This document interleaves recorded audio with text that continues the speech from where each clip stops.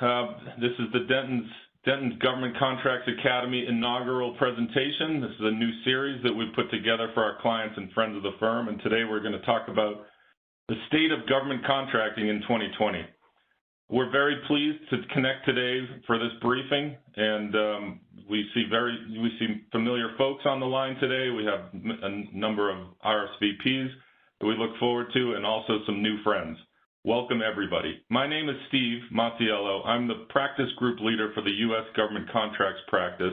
I'm also one of the leaders of the Global Government and Procurement Group that covers much of the world with respect to government transactions. I have also with me today some very learned colleagues. I'm very excited to introduce you to Sandra Sock. If you want to say a few words and say hi, Sandra, that's up to you. Hello, everyone. Thanks for joining us today. Happy to be here. And very, very good. And Megan Fackler, another one of our learned colleagues, and we're excited to meet with you today. Megan, if you wanted to say a few words and introduce yourself. Hello, everyone. Yes, it's wonderful to see all the participants that are joining and excited to share the state of government contracting. All right. Well, we'll get started in just a moment, but first, unfortunately, there's always housekeeping to do. And so let me read from the script that's required in order to make sure that the anticipated 1 hour of continuing legal education credit is properly certified in various jurisdictions. In order to ensure eligibility for CLE credit, please note the following. The webinar window which you're now in must remain open for the entirety of the program, and it must be the only window on the forefront of your screen. WebEx will detect if you minimize the program or use the computer outside of the webinar software, and this will prevent your earning CLE credit. One other important note, if you have a New York or New Jersey bar license, please be sure to listen for the code word given during the program. When prompted, you will need to enter the code word into the Q&A sections of the screen. If you don't have a New York or New Jersey license, you don't have to worry about this requirement. Okay, while we're on the topic of entering things in the Q&A, we would benefit, and I think the whole audience would benefit, from questions during this presentation. I have attended many CLEs over the years, and in my view, some of the best discussion comes with audience participation. So please don't be shy out there. Give us some questions. Next slide, please. So as I said, we're launching our Dentons Academy webinar series. It's to provide practical analysis, and I want to foot stomp here. Our goal for all of you, clients and friends of the firm, is to differentiate our CLE programming by providing a practical impact discussion, not just what the rule says or what the case holding is, but we would like to try to provide to you our view of what the practical impact is, and then also take your questions and have discussions on it. If we can accomplish this, then we will have accomplished much of our goals. We will also have future Dentons Academy webinars, as you can see here, with very, very distinguished panels of experts in cybersecurity and in ethics and government contracts for that always helpful ethics CLE credit. Next slide, please. Our presentation agenda is welcome and course overview. Congratulations. You've already completed that part of our agenda. The next section I will take, which we'll talk a bit about Section 3610 of the CARES Act. Sandra will discuss the FY19 NDAA Section 889 prohibition, always a lively topic, particularly in the ins and outs and how to comply and put systems together that are effective in documenting and your compliance. And finally, Megan will bring us through notable cases in 2020. We could not obviously go through all of the cases in 2020. There are some that are of note that we were not able to put in this presentation, but several of them should be interesting to you and practical for for guiding your clients. And finally, a 2021 forecast Megan will help us with. So, Sandra, Megan, before we go on, do you have any thoughts you wanted to add before we get into the subject matter? No, none for me. Thanks, Steve. All right, very good. Well, we haven't got any questions from the audience yet, but I'm certain we have some folks out there that would love to participate, so please do. All right, first slide, please. Section 3610 provides agencies with the discretionary authority to reimburse contractors. There's been lots of discussions, panel or otherwise, about 3610. But the ultimate thing, the practical advice that you need to hear is that this is a discretionary authority. It's much akin to FAR Part 50 extraordinary contract relief actions, and our advice is often very similar to the advice we provide contractors in considering whether or not to make requests under FAR Part 50. As many of you may know, it allows for reimbursement of contractors and their subcontractors for paid leave or other types of leave where the employees cannot perform work due to a facility closure or other restrictions. Employees who can't telework because their job duties don't allow them to perform the job that they're required to remotely, and the employees are kept at a ready state. A ready state is essentially a state that allows the contractor to continue the performance of the contract without any undue interruption or delay. Reimbursement of costs paid of paid leave is authorized for leave taken between March 27th and March 31st of 2020 and 2021, and contractors can request the minimum applicable contract billing rates up to an average of 40 hours per week. So what all that means is that the agency can pay but need not pay you because it's discretionary, and the payment is going to be subject to proving the elements of whether or not the work was in fact restricted, whether the job duties in fact could not be performed remotely, and whether the employees were in fact necessary to be kept in a ready state. All reasons have been used in the past to deny contract recovery here, as well as other reasons like, and importantly, agency funds availability.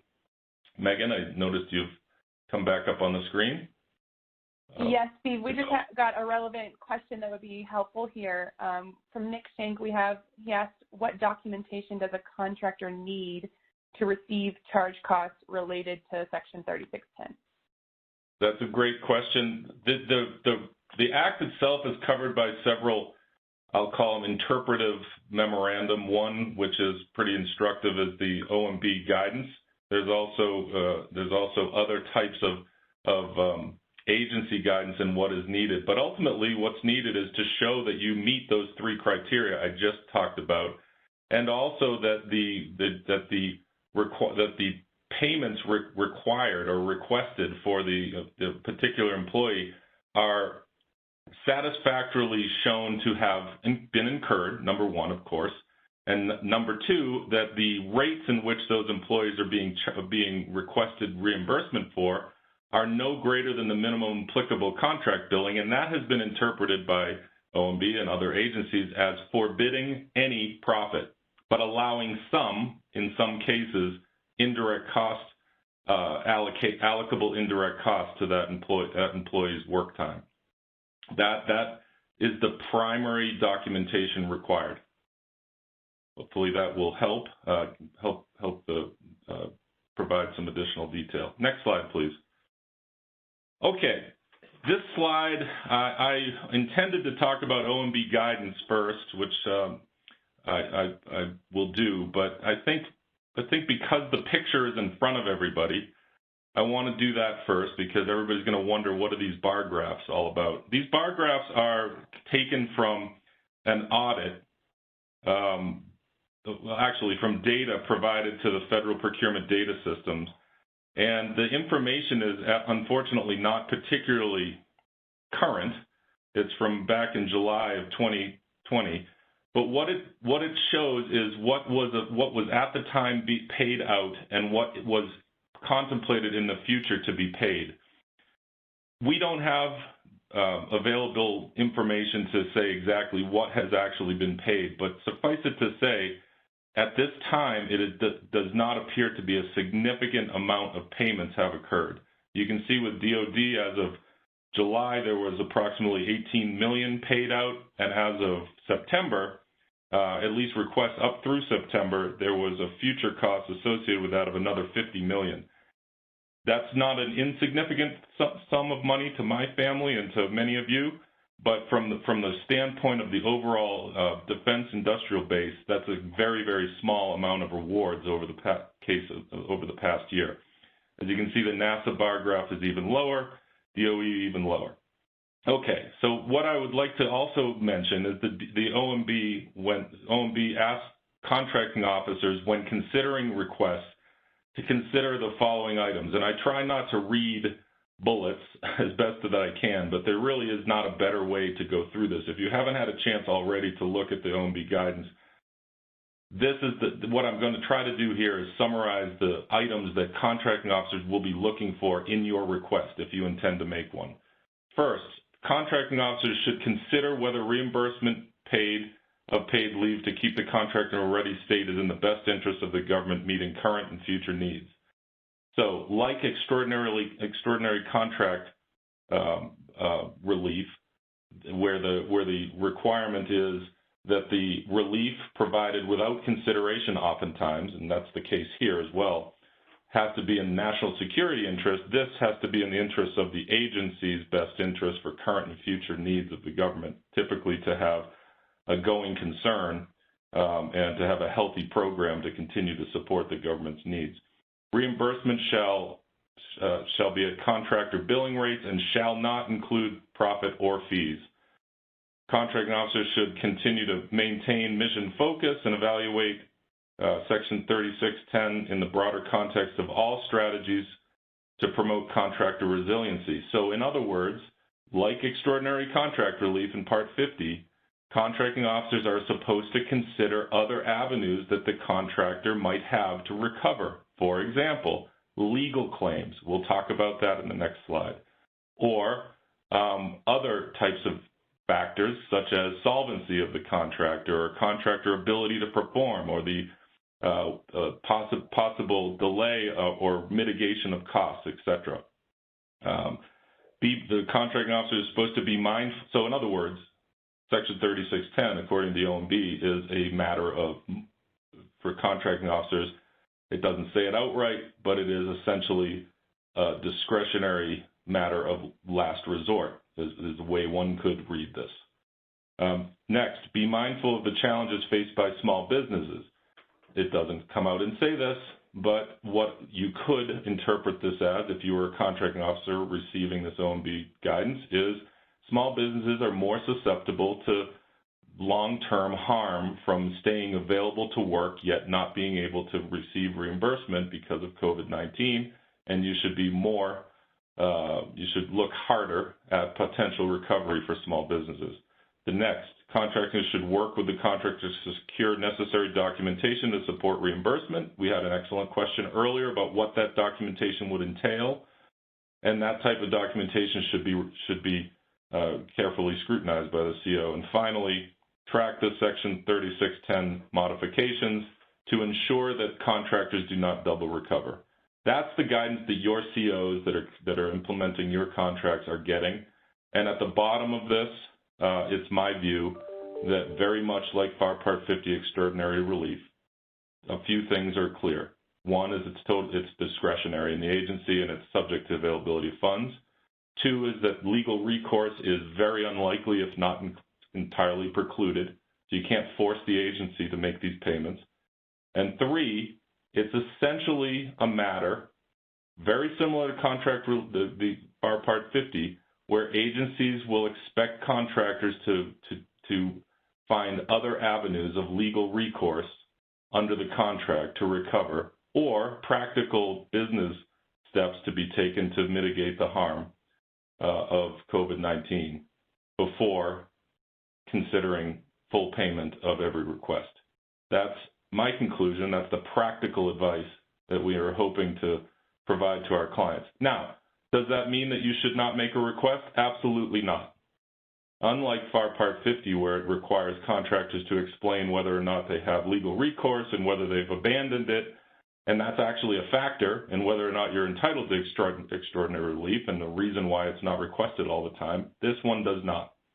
So it's very possible that you could make this request, not get relief that you're looking for, and still consider potential contract legal claims that would essentially seek to recover the same or similar type of damages, plus profit perhaps, for properly supported contract claims for government delay and other reasons. Next slide, please. So hopefully the next slide will summarize those types of claims. I think we've covered much of this, actually. Agencies have discretion whether to reimburse. A recent audit has essentially supports or further verifies my practical advice by giving examples of contracting officers' denial of these types of reimbursements, where the CO doesn't agree that the contractor even needed those employees to be in a ready state, or that the contractor had an employee that was in fact paid leave time or paid to remain in a ready state, but it was the employee's own fault, arguably, for not following the DoD travel restrictions that led to the impact, and therefore the CO wasn't willing to pay. Contractor provided insufficient documentation presumably to support the elements that we talked about in the earlier. And finally, and most importantly to many of you, the agency simply didn't have funding available to pay. All right, the next slide hopefully will provide alternate considerations. What I'd call these actually are practical considerations. If your request is denied or it's unlikely to succeed, there are other avenues for potential recovery. The first, excusable delay, will not recover any costs incurred or increased costs incurred, but it does provide an excuse for performance of whatever the contract requirement is, and allows for schedule relief based upon the occurrence of impairments beyond reasonable control of the contractor, like a pandemic and the restrictions that may follow, that have followed, and potentially took work off track. Beyond the excusable delay, where you can avoid default, where you can seek reasonable extension of time for the schedule, there are other avenues. Like I've already mentioned earlier, changes clauses do provide for equitable adjustments in the case of government-caused delay. Many times the delay and the need to have employees in a ready state is caused because the government's facilities are not available for you to do your work, your testing, or to go on and to support the government if you're a service contractor. And in many cases, there are legitimate, meritorious legal claims that you can compel the agency to pay, unlike Section 3610, and you may consider them as an alternative or as an alternative to your 3610 claim. In cost reimbursement contracts, for example, the cost of a standing army of keeping people in ready state may very well be entirely allowable and allocable cost to your contract that you're entitled to recover. It also may cause you to exceed your estimated cost for the contract and go off budget. But under cost type contract, you should be able to recover your allowable costs and then seek an adjustment to your estimated cost upward to allow for the completion of the program. And if you're able to sustain it and show that the cause was government caused under the changes clause for cost type contract, not only that, you may very well be able to increase your fee, your fixed fee. And finally, stop work order type equitable adjustments may be appropriate. NASA, for example, has issued a letter explaining that when its facilities are not available and causes increased costs, it will consider those types of delays, government delays, that may permit recovery of an equitable adjustment under their stop work order clause and their special NASA facilities access clause. Many other agencies, as far as I'm aware, no other agency has made it quite that clear, but that type of a claim is also a possible alternative. That is it for this section. Megan and Sandra, do we have any other questions in this area or for discussion?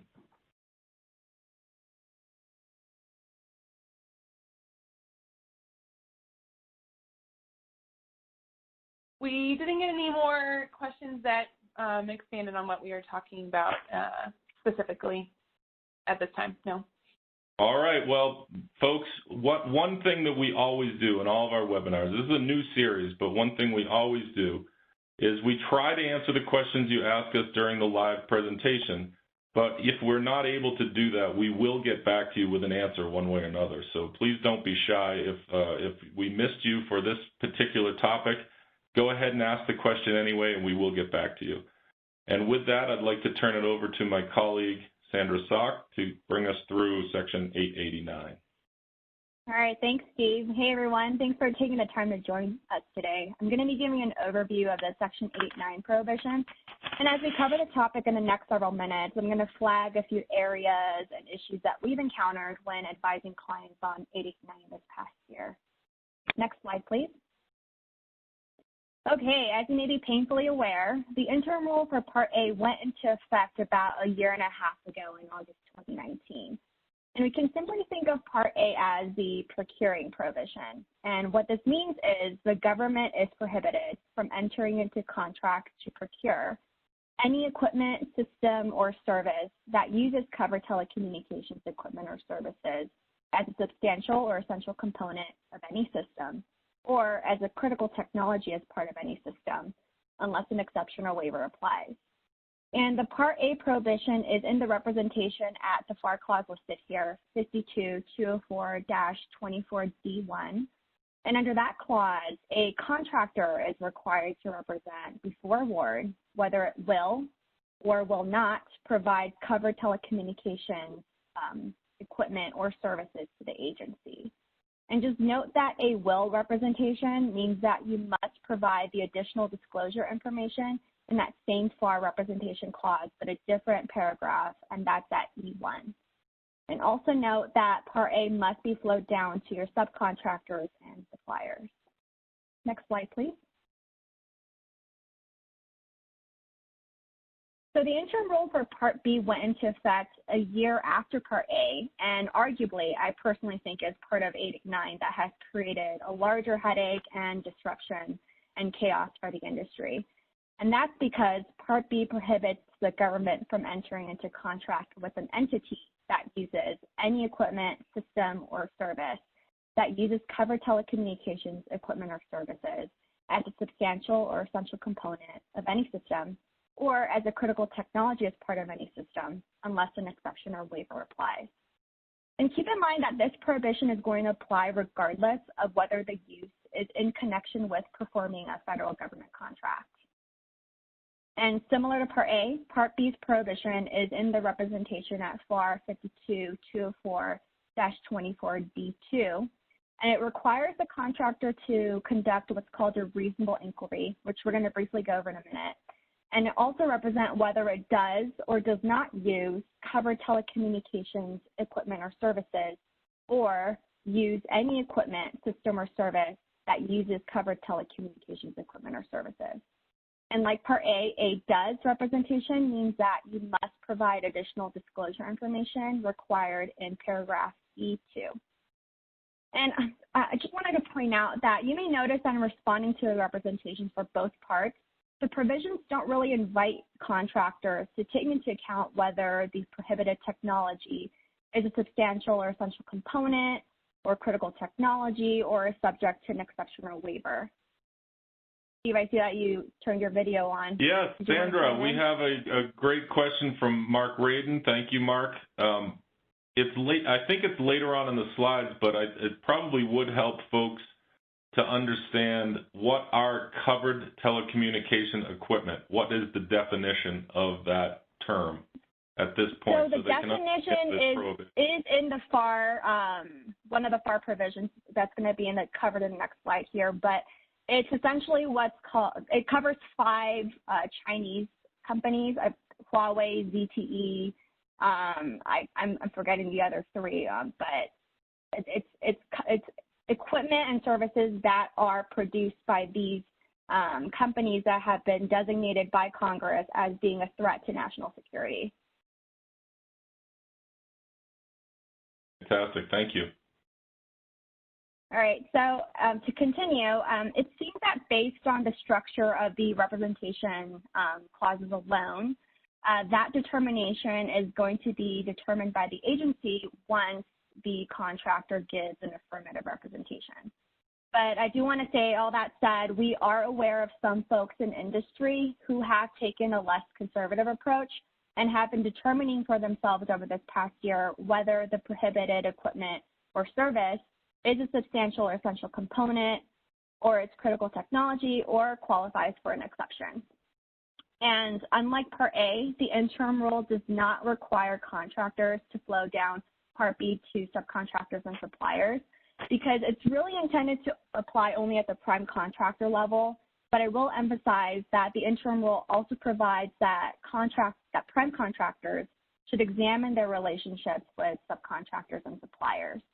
So as part of the reasonable inquiry process, contractors have the responsibility to examine their supply chains and really understand who is producing and who is providing the IT equipment, so that they can make an accurate representation to the government. And now this may not mean that you need to survey or send a certification or similar kind of document to every single vendor in your supply chain. The interim rule does suggest that the reasonable inquiry process can be done on what's called a risk basis. And so, for example, high, medium, and low. And high meaning it's blatantly obvious that the item is an IT equipment like phones, cameras, and computers. And low meaning things like pencils and copy paper. Hi, Steve. Hi, Sandra. Can I interject just a quick practical note?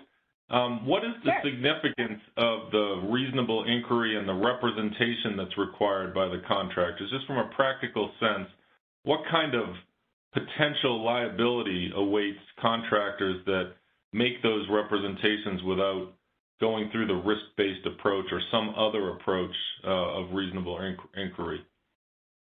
One potential liability that first comes to mind is liability under the Civil False Claims Act. Of course, yeah.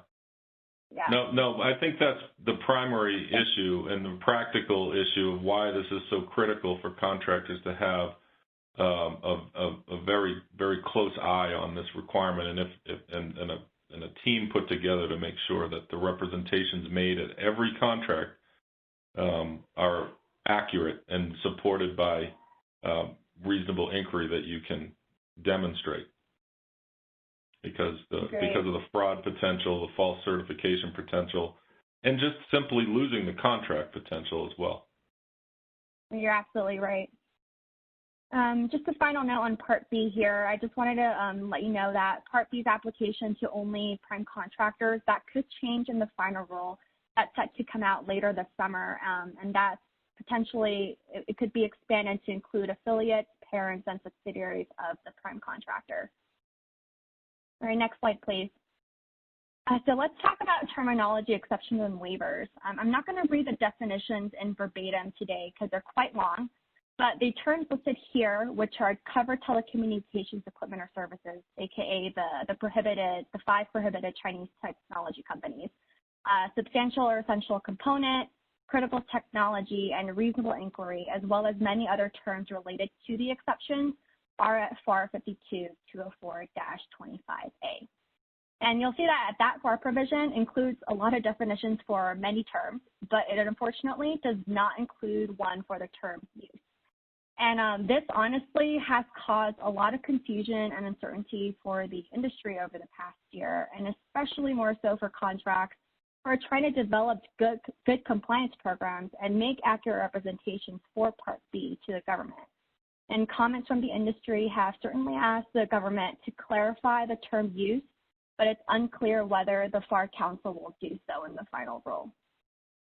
And as for the exceptions and waivers, exceptions are at FAR 52-204-25C, and the rules on waivers are at FAR 4.2-104. Before we move on from this slide, I just wanted to note two examples of waivers that were granted last year by the ODNI, and those are the waivers to DoD and USAID. So for the DoD waiver, the agency was granted a limited waiver for certain low-risk, high-volume commodity-like items such as food, clothing, and materials for construction. And it's our understanding that this waiver will be based on product service codes. And as for USAID, there is a waiver for phone service and internet service because many U.S. contractors and grant recipients, as you can imagine, they work in areas where there really isn't any other choice but to use the prohibited technology. And so this waiver is designed for those who truly have no other option but to use the technology that's prohibited under 889. And both the DoD and USAID waivers are set to expire next year in 2022. Just finally on this slide, I know that Part B is a lot to take in, and we encourage contractors to really work closely with counsel to navigate the reasonable inquiry process, develop good compliance programs, and determine whether your circumstances could fall under, for example, the plain and ordinary meaning of the term used, or whether you could qualify for an exception or waiver. And just remember that a waiver isn't necessarily a permanent solution in the sense that the ODNI and the Section 889 does require the prohibited technology to be eventually phased out as a condition of granting the waiver. Next slide, please. Okay, I briefly alluded to compliance programs in the slides before. Just note that the FAR Council does expect contractors to implement a risk-based compliance program on the Part B prohibition. And the interim rule at the Federal Register cited at the top of this slide here lists 6 steps that the FAR Council expects the compliance program to cover. And those 6 steps are regulatory familiarization, corporate enterprise tracking, education, cost of removal, representation, and cost to develop a phase-out plan and submit waiver information. Next slide, please. Okay, as mentioned at the beginning of the webinar, we do need to take a brief moment to satisfy CLE requirements for providing a code word. So all you New York and New Jersey licensed attendees out there, please type the code word resilience into the Q&A section on the right-hand side of your WebEx screen. Please make sure to hit the button send for to register. Again, the code word is resilience. And with that, Steve, did you? Yeah, I wanted to note that we got an interesting question from Bruce from Bruce Latimer. I don't think we can answer this question, Bruce, on this webinar, but I want to give everybody a chance to understand what the notion is. But right now in the Q&A, all the questions are flipping through. I think the nature of and I can't see it, but I think the nature of the question was BlackBerry, a Canadian company, sold over 90 patents to Huawei or one of the Chinese state-owned enterprises or affiliated or controlled or whatever the touchstone is, entities that are part of the covered technology definition, Sandra.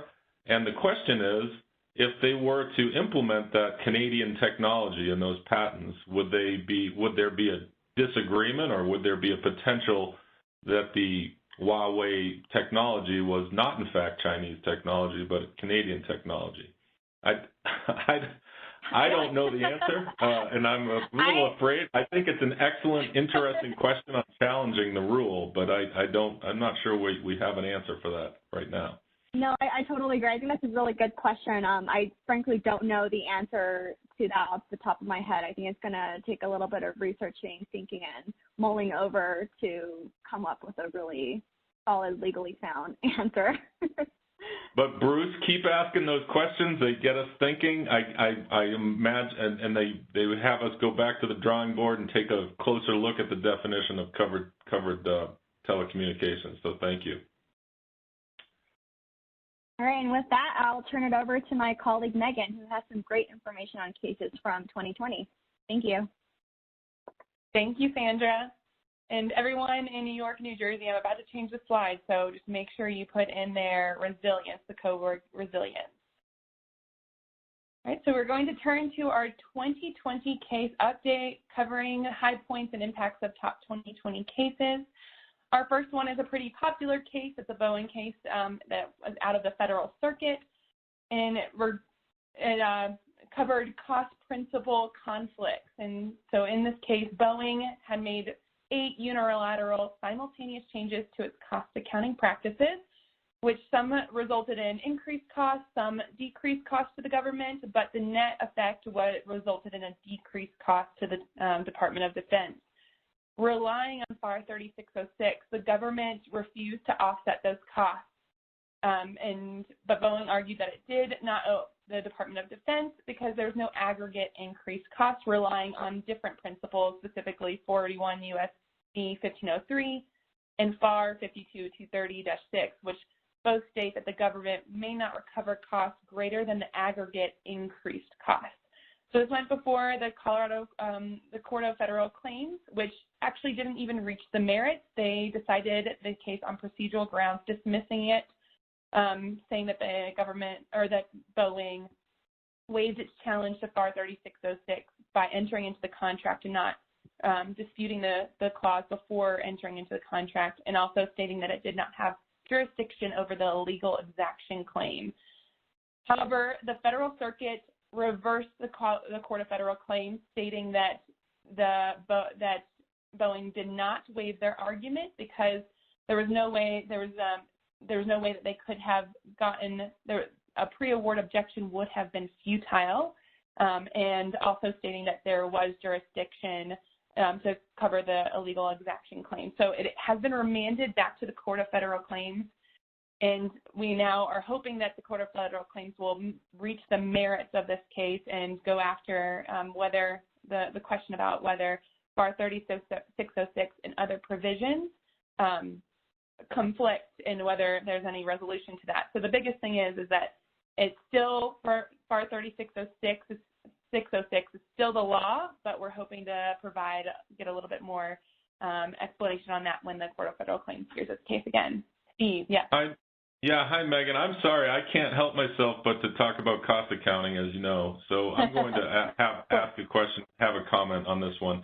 Some practical considerations in this one are the basic problem here. The basic issue was that the FAR says that only cost increases can be counted, and that the government can ignore cost decreases, and the government can recover cost increases for any changes, but doesn't have to worry about offsetting them from any cost accounting changes that require decreases. That rule was instituted not long ago, about 10 to 15 years ago. I don't have it right in front of me, but that issue has been a concern for contractors for a long time. And one of the practical considerations, of course, here is we may get a decision on the merits of that in some time in the near future.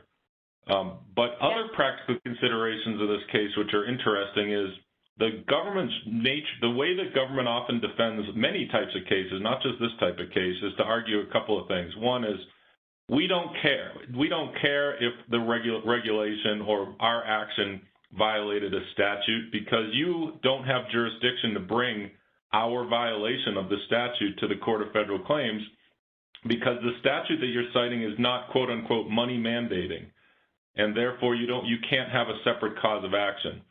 We have seen that many times in our practice, and this is a case where the board agreed with that argument, and it had to be overturned by the Federal Circuit. Hopefully, we will not see that type of defense going forward as often because of this case, and that's helpful, because what that means is, if the government violates a statute, you, generally speaking, will have a recourse to bring that suit in a claim. That's a big one.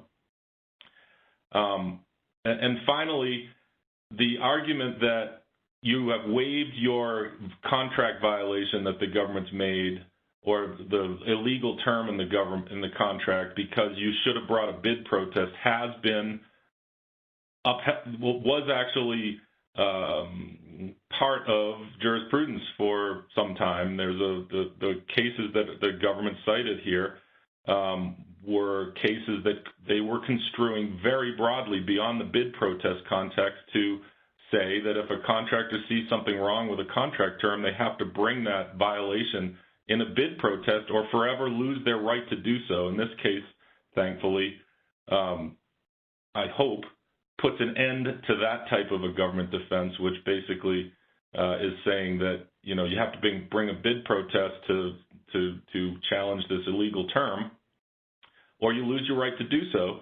The problem with bid protests, as the Federal Circuit rightly points out, is the standard is arbitrary, capricious, contrary to law, and you don't get a merits-based decision in many cases in a bid protest. It is a completely different type of dispute, a much shorter, lasting, and focused dispute. So not one that should be considered a waiver if you were to miss it. So those are the key points.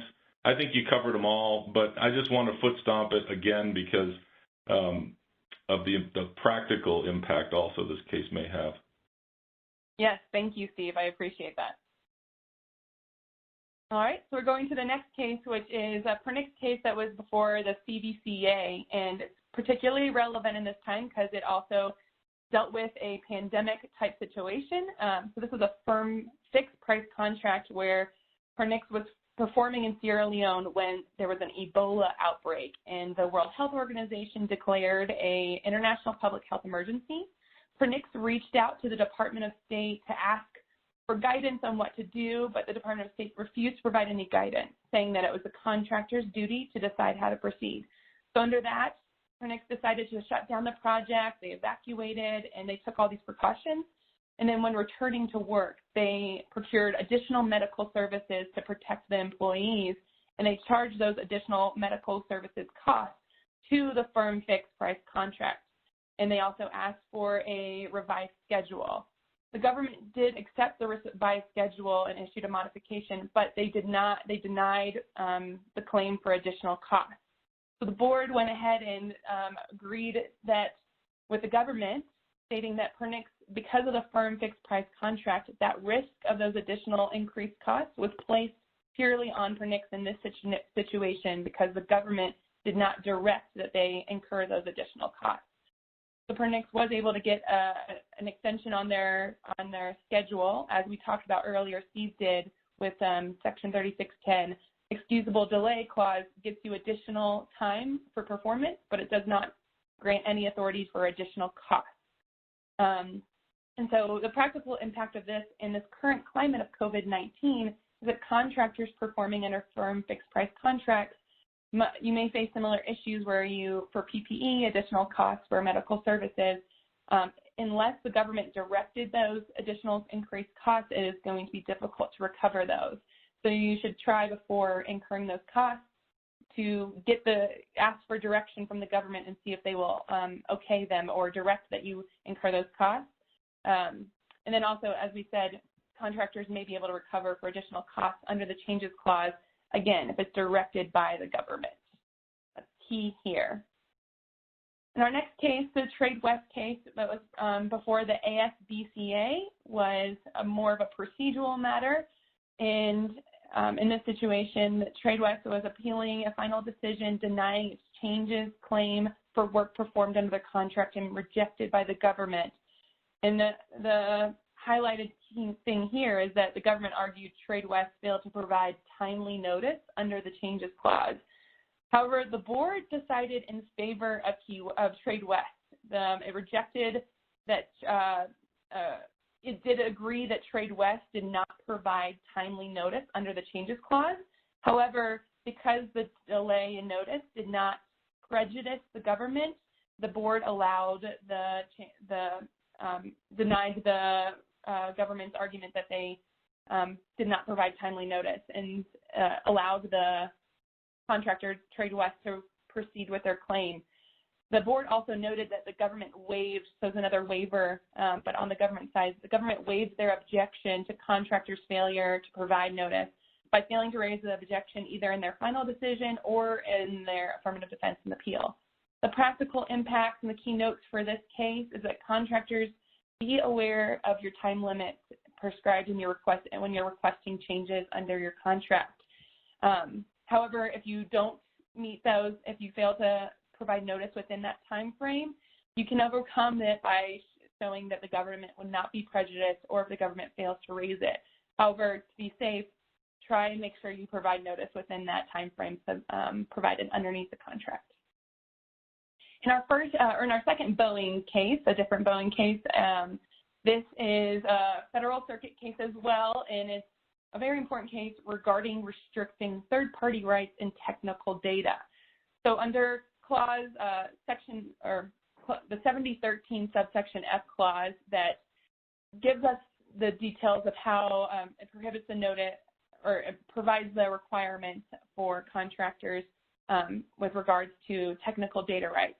And so in this situation, the government had unlimited rights to the certain data under this clause, but Boeing provided when they provided the data, they put a protective legend that required non-governmental third parties to receive permission from either Boeing or the government before using or disclosing this data.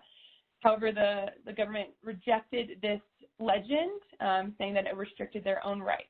The Federal Circuit, however, rejected the government's interpretation, stating that the Boeing's third-party legend was not prohibited as a matter of law, and that the clause 7013 subsection F only applies to when a contractor seeks to assert restriction on government's rights, not third-party rights. So what we want to take away from this case is that you may be able to use similar legends that are appropriate to protect proprietary data from third parties and prevent loss of rights to data delivered to the government by including a similar legend.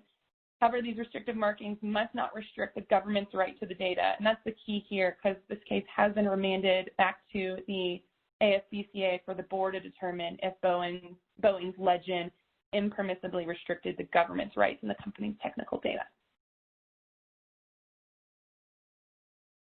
And this next case, Raytheon, that was before the, Steve, did you have a question before I move on? Megan, before we go on, just to break up the case and have a little discussion, James Laurie asked an interesting question. Again, I'm not sure that there's going to be a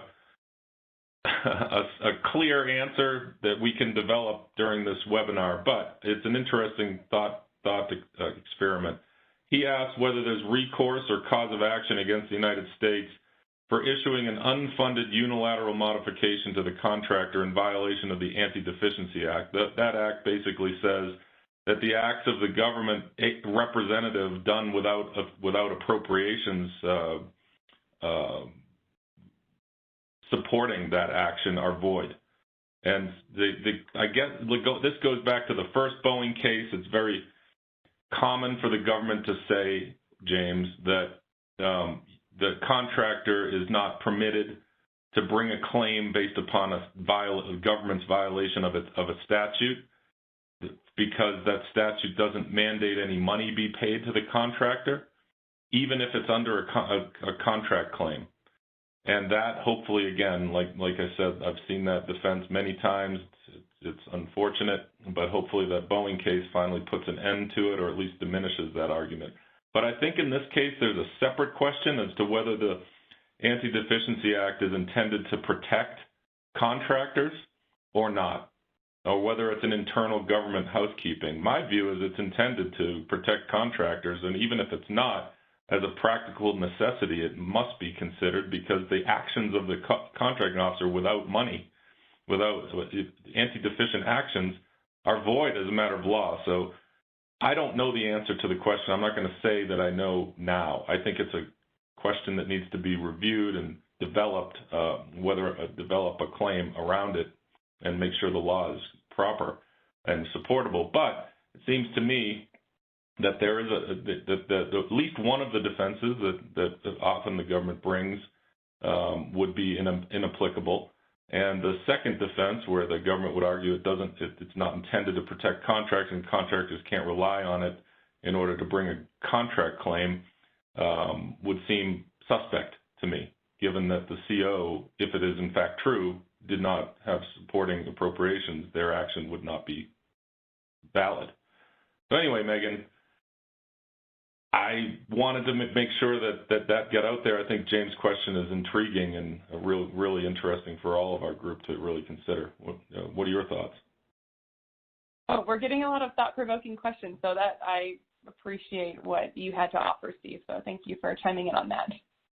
My pleasure. Please keep the questions coming, folks. We'll try to answer them while we're going here. If not, again, we'll get back to you one way or another. Thanks. Yeah, thanks.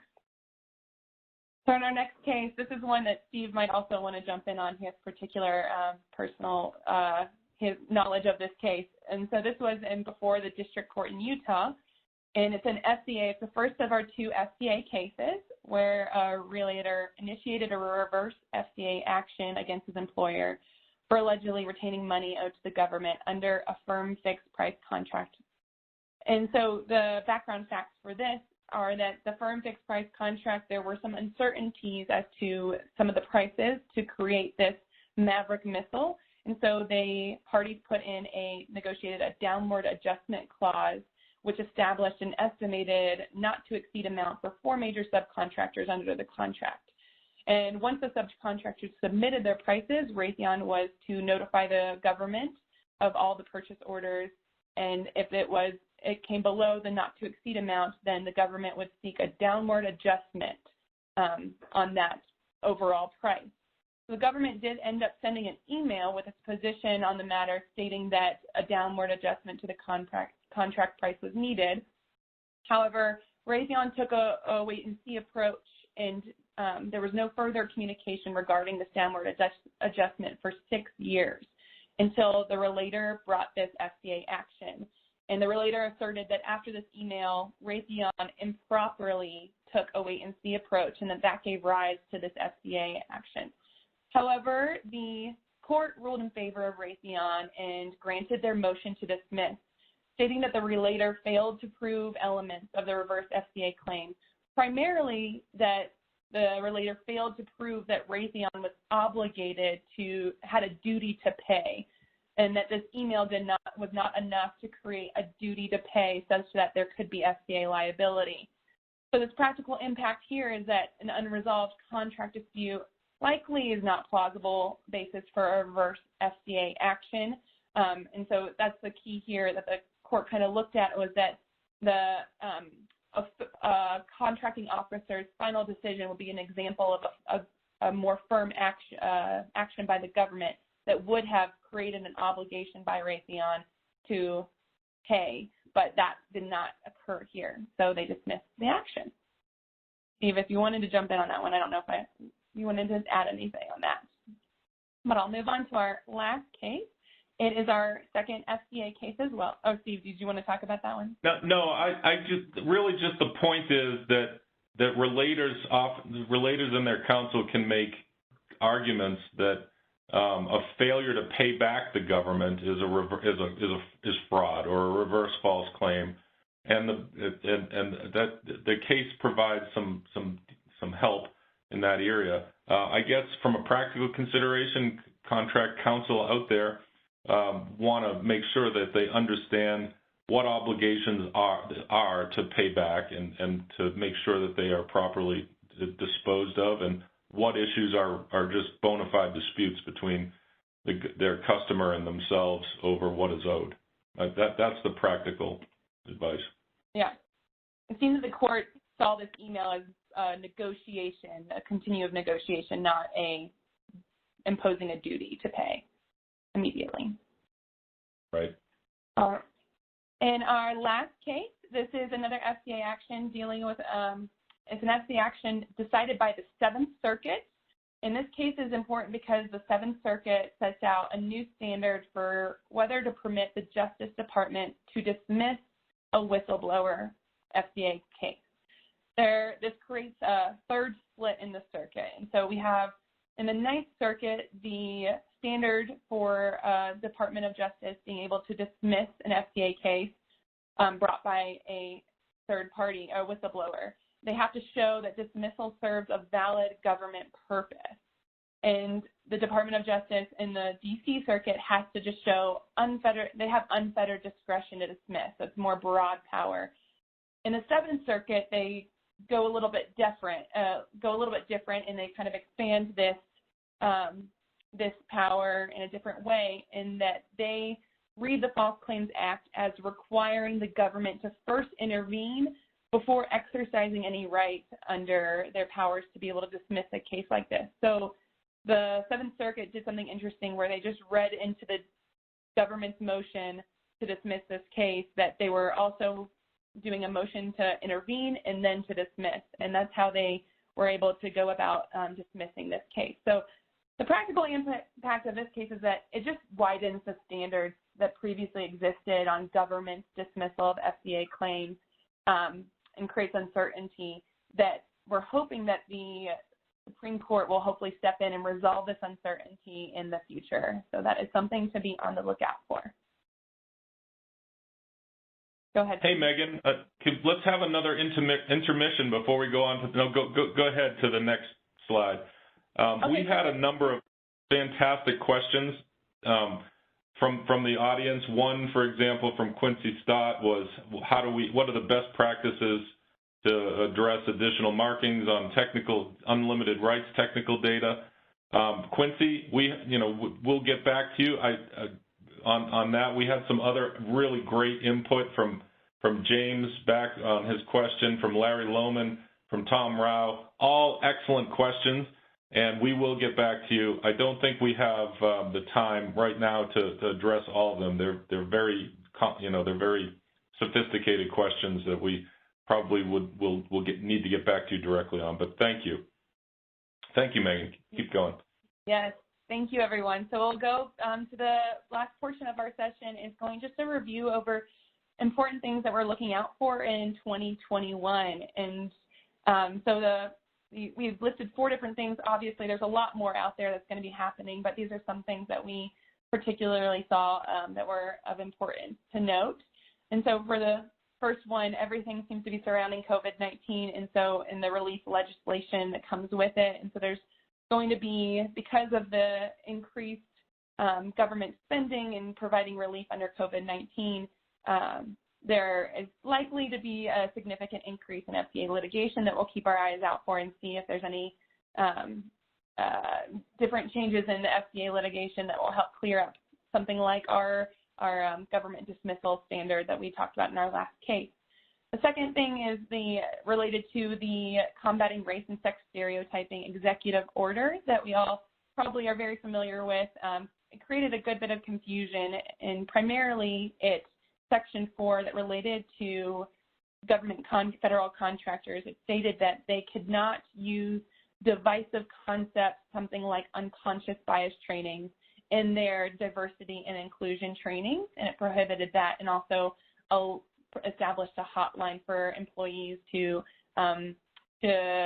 submit complaints. However, recent action by the Department of Defense and OFCCP have basically implemented a nationwide court order prohibiting the enforcement of Section 4 of this executive order that applies to federal contractors. So there's probably going to be more developments with that, especially with as we go into a new presidential administration.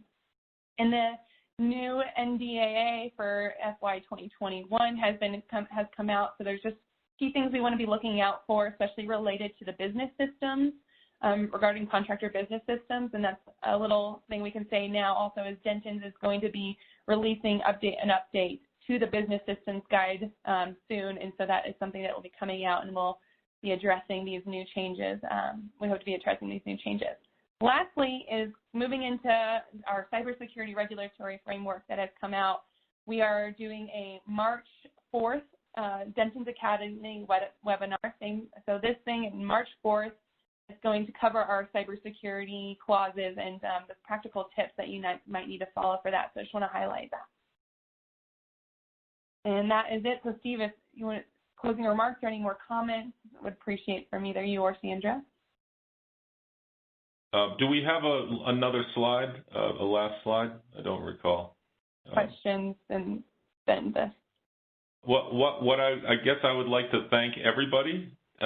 Special thanks to Sandra, to you and Megan, and to many others who helped put the presentation together, to our IT staff and to our business development folks who made sure that we were able to connect with all of you. And I, of course, most especially thank all of our clients and our friends of the firm that joined us today. We hope to make this series a great success and a great way of staying in contact and also providing some free CLE for our clients and friends.